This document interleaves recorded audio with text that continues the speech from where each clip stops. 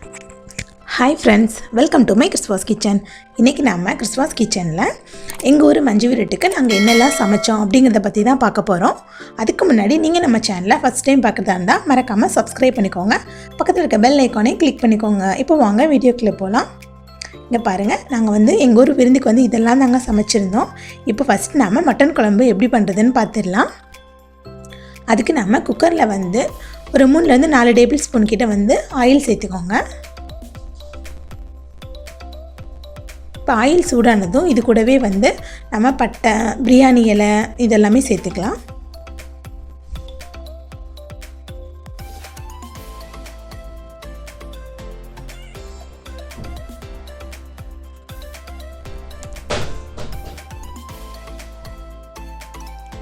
இது கூடவே நாம 1 டேபிள் ஸ்பூன் கிட்ட சோம்பு சேர்த்துக்கலாம்.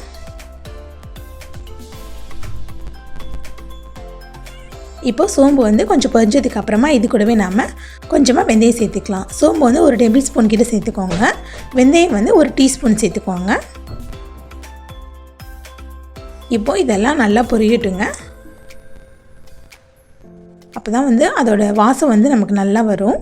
இப்போ பாருங்க, இந்த மாதிரி சோம்பெல்லாம் பொரிஞ்சு வாசம் நல்லா வந்ததுக்கு அப்புறமா இதில் நாம சின்ன வெங்காயம் சேர்த்துக்கலாம்.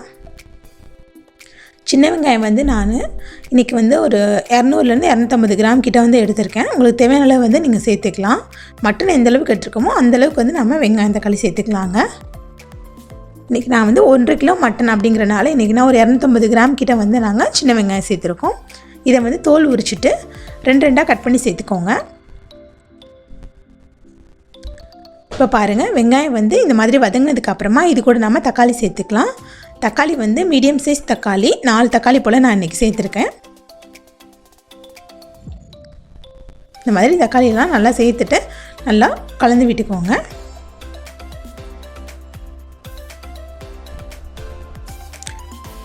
இப்போது தக்காளி நல்லா வதங்கிறதுக்காக இது கூட நாம் உப்பு சேர்த்துக்குவோங்க.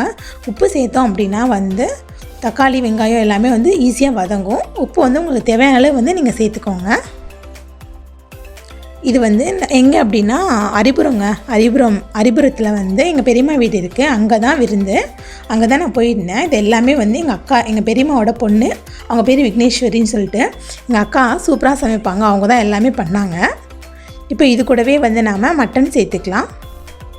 பாருங்கள், வெங்காயம் தக்காளி எல்லாம் நல்லா இந்த மாதிரி வதங்கி வந்துருச்சுல்ல. இப்போ நம்ம மட்டனை சேர்த்துக்கலாம். நாங்கள் இன்றைக்கி மட்டன் தனிக்கறியாக தான் அக்கா வாங்கிட்டு வந்தாங்க. உங்களுக்கு வேணும்னா நீங்கள் எலும்பு கறி அந்த மாதிரி கூட சேர்த்துக்கலாம். அதுவும் நல்லாயிருக்கும். எங்கள் வீட்டில் சின்ன பசங்க அதிகம், அதனால் நாங்கள் தனிக்கறியாகவே எடுத்துட்டோம். இந்த மட்டனை நல்லா க்ளீன் பண்ணிவிட்டு நம்ம சேர்த்துக்கலாம்.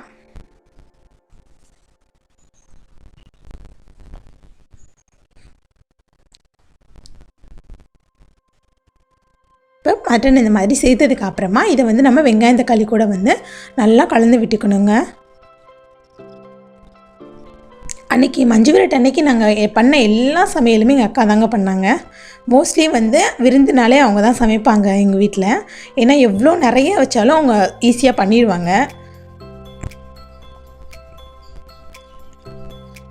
இப்போ இது கூடவே நாம் மஞ்சள் தூள் சேர்த்துக்கலாம். மஞ்சள் தூள் இன்றைக்கி நாங்கள் ஒரு டேபிள் ஸ்பூன் கிட்ட எடுத்துருக்கோங்க. 1 டேபிள் ஸ்பூன் சேர்த்துக்கோங்க. ஏன்னா 1.5 கிலோ மட்டனுக்கு நமக்கு 1 டேபிள் ஸ்பூன் தேவைப்படும் மஞ்சள் தூள்.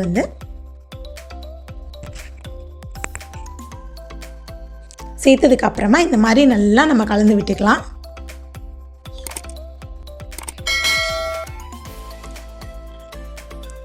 இப்போ நம்ம மஞ்சள் தூள் சேர்த்துட்டு இதை மட்டன் கூட நல்லா நம்ம கலந்து விட்டாச்சு.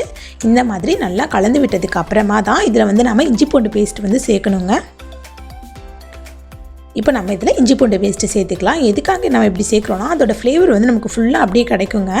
அதனால தான் இப்போ நம்ம இஞ்சி பூண்டு சேர்த்ததுக்கு அப்புறமா இதை நல்லா நம்ம கலந்து விட்டுக்கலாம். இந்த விருந்து எங்கே நடக்குதுன்னாங்க அரிபுரம் இங்கே எங்கள் பெரியம்மா வீடு இருக்குங்க அரிபுரத்தில். அங்கே தான் நாங்கள் போயிருந்தோம். அங்கே எப்போவுமே மஞ்சுவிரட்டுக்கு விருந்து நாங்கள் எப்போவுமே எல்லா வருஷமே மஞ்சுவிரட்டு ரொம்ப சூப்பராக இருக்கும். எப்போவுமே எங்கள் அக்கா பெரியக்கா இருக்காங்க விக்னேஸ்வரின்ட்டு, அவங்க தான் சமைப்பாங்க. இந்த தடவையும் அவங்க தாங்க எல்லாமே சமைச்சாங்க. இப்போ இது கூடவே நாம் சீரகத்தூள் சேர்த்துக்கலாம். இது சீரகத்தூள் சோம்புத்தூள் இது ரெண்டுமே வந்து 1 டேபிள் ஸ்பூன் வந்து சேர்த்துக்கோங்க. இப்போ பாருங்கள், சீரகத்தூள் சோம்புத்தூள் ரெண்டும் நம்ம 1 டேபிள் ஸ்பூன் வந்து சேர்த்தாச்சு. இது சேர்த்ததுக்கு அப்புறமா இதில் வந்து நம்ம மிளகாய்த்தூள் வந்து சேர்த்துக்கலாங்க. இப்போ மிளகாய்த்தூள் வந்து நாங்கள் இன்றைக்கி வீட்டிலையே அரைச்சி வச்சுருப்போம்லங்க, எல்லா குழம்புக்குமே யூஸ் பண்ணுற மாதிரி அந்த மிளகாய்த்தூள் தான் வந்து நான் யூஸ் பண்ணியிருக்கோம். இதை வந்து 4-5 டேபிள் ஸ்பூன் கிட்ட காரத்துக்கு ஏற்ற மாதிரி நீங்கள் சேர்த்துக்கோங்க. நாங்கள் வந்து இன்றைக்கி 4-5 டேபிள் ஸ்பூன் போல் வந்து சேர்த்துருக்காங்க எங்கள் அக்கா. இப்போ சேர்த்ததுக்கு அப்புறமா இதை வந்து நல்லா கலந்து விட்டுக்கோங்க. இந்த மாதிரி எல்லா குழம்புக்குமே யூஸ் பண்ணுற மிளகாய்த்தூள் வந்து எப்படி அரைக்கணும் அப்படின்ற வீடியோ உங்களுக்கு வேணும்னா சொல்லுங்கள், கமெண்ட்டில் போடுங்க. நான் வந்து அதுக்கான வீடியோ வந்து உங்களுக்கு ரெடி பண்ணி போட்டு விடுறேன். இப்போ பாருங்கள், இந்த மாதிரி நல்லா மட்டன் வந்து அந்த அந்த மசாலா இருக்குல்லங்க, அதோட பச்சை வாசனை எல்லாம் நல்லா போகிற அளவுக்கு வந்து நல்லா வதக்கிடணும். இப்போ பாருங்கள், இந்த மாதிரி நல்லா வதங்கி வந்ததுக்கு அப்புறமா தான் நாம் வந்து இதில் தண்ணி சேர்க்க போகிறோம். மட்டன் குழம்புன்றனால நம்ம குழம்புக்கு நமக்கு எவ்வளோ குழம்பு வேணுமோ அவ்வளோ தண்ணி வந்து நம்ம இது கூட சேர்த்துக்கலாங்க.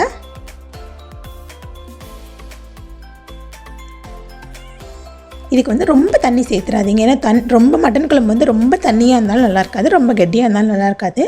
மீடியமாக நீங்கள் சேர்த்துக்கோங்க. பாருங்கள், இந்த மாதிரி இவ்வளோ நாங்கள் தண்ணி சேர்த்துருக்கோம். சேர்த்ததுக்கு அப்புறமா இதை வந்து நல்லா நம்ம கலந்து விட்டுக்கலாம். இது கூடவே வந்து இப்போ நாங்கள் உப்பு சேர்க்க போகிறோங்க. தேவையான அளவு வந்து உப்பு சேர்த்துக்கோங்க. நம்ம வந்து வெங்காயம் தக்காளி சேர்த்தோம்ல, அந்த டைம்லேயே வந்து வேறு உப்பு சேர்த்துருக்கோம். அதனால இப்போ வந்து நமக்கு உப்பு சேர்க்கும்போது கொஞ்சம் கவனமாக சேர்த்துக்கோங்க. உப்பு சேர்த்ததுக்கப்புறமா உப்பு காரம் எல்லாம் இது கரெக்டாக இருக்கா அப்படின்ட்டு நீங்கள் செக் பண்ணி பார்த்துக்கோங்க. இப்போ சேர்த்ததுக்கு அப்புறமா இந்த குழம்பு வந்து நம்ம நல்லா கலந்து விட்டுக்கலாம். கலந்து விட்டுட்டு இதை நீங்கள் அப்படியும் வேக வச்சுக்கலாங்க. அப்படியே வேக வச்சும் அப்படியே கொதிக்க வச்சுட்டு வேக வச்சும் எடுத்துக்கலாம். இல்லைனா நீங்கள் விசில் வச்சு கூட எடுத்துக்கலாம். விசில் வச்சிங்க அப்படின்னா சீக்கிரமே ஒரு 4-5 விசில் கிட்ட வந்து மட்டன் வேகும். ஏன்னா மட்டன் வேக வந்து டைம் எடுக்கும் இல்லைங்க. பாருங்கள், இந்த மாதிரி இப்போ வந்து வேக ஆரம்பிச்சிருச்சு. நாங்கள் வந்து விசில் வச்சு தாங்க எடுத்துருக்கோம். ஒரு 5 விசில் போல் நாங்கள் விசில் விட்டுட்டோம். அதுக்கப்புறம் இப்போ பாருங்கள், மட்டன் குழம்பு எப்படி சூப்பராக ரெடியாக இருக்குன்னு. பார்க்கவே ரொம்ப அழகாக இருக்குங்க. உண்மையாகவே டேஸ்ட் அவ்வளோ சூப்பராக இருந்துச்சுங்க. அப்படியே கம்மன்னு வாசமாக அவ்வளோ சூப்பராக இருந்தது. பாருங்கள், மட்டன் வந்து எவ்வளோ நல்லா வெந்து வந்திருக்குன்னு. சின்ன பசங்களே சாப்பிட்டாங்கங்க. ரொம்ப அவ்வளோக்கு நல்லா சாஃப்டாக வெந்திருந்தது அந்த மட்டன். கண்டிப்பாக நீங்களும் இந்த ரெசிபியை வீட்டில் மறக்காமல் ட்ரை பண்ணி பாருங்கங்க. எப்படி வந்திருக்குன்றதை எங்களோட கமெண்டில் ஷேர் பண்ணிக்கோங்க. உண்மையாகவே அவ்வளோ சூப்பராக இருந்ததுங்க. இது வந்து நம்ம ரைஸ்க்கும் வச்சுக்கலாம், டிஃபனுக்கும் இட்லி தோசை அந்த மாதிரியும் நம்ம வச்சு சாப்பிட்லாங்க. ரொம்ப சூப்பராக இருக்கும். இப்போ நம்ம நெக்ஸ்ட்டு என்ன பண்ணோன்றதை பார்த்துடலாம். அதுக்கு வந்து ரத்த பொரியல் பண்ணுறோம். அதுக்கு வந்து நாம் ஒரு பேனில் வந்து கொஞ்சமாக எண்ணெய் சேர்த்துட்டு இது கூடவே வந்து பட்டை சோம்பு சேர்த்துக்கோங்க. அது கூடவே வந்து ஒரு 2 பச்சை மிளகாய், ஒரு பெரிய சைஸ் பெரிய வெங்காயம் கட் பண்ணி எடுத்து வச்சுருக்கோம். அதையும் நம்ம சேர்த்துக்கலாம். சேர்த்துட்டு வந்து நல்லா இதை கலந்து விட்டுக்கோங்க. அந்த வெங்காயம் வந்து கொஞ்சம் வதங்கணுங்க. வதங்க அளவுக்கு வந்து கலந்து விட்டுக்கோங்க.